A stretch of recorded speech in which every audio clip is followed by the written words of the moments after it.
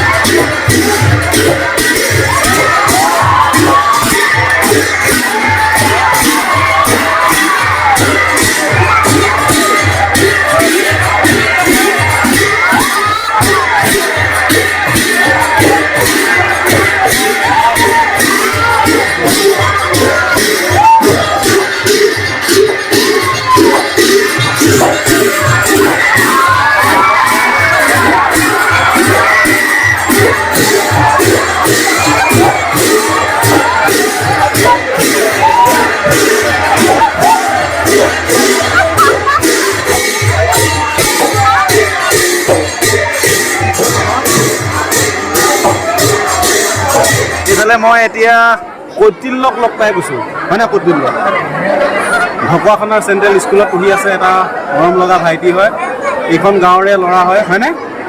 হয়নে? কেনেকুৱা লাগিছে ভাওনা চাই? কৈ দিয়া। ভাল লাগিছে? আৰু এটা ভাইটি আছে, নামটো কৈ দিয়া। নমস্কাৰ।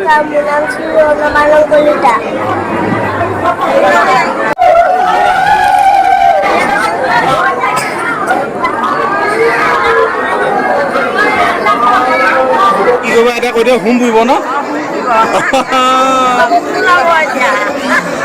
বসুদেৱ কৰিব কি বিয়া?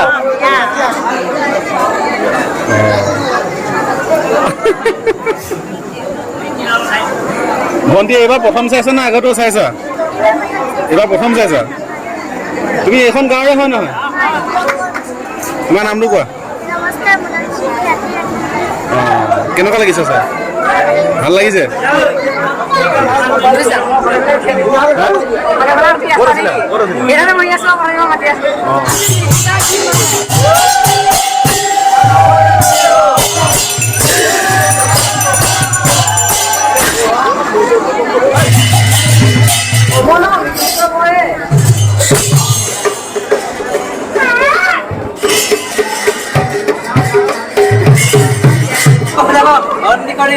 কাৰাগাৰেৰ ৰাখাৰ ব্যবস্থা কৰ।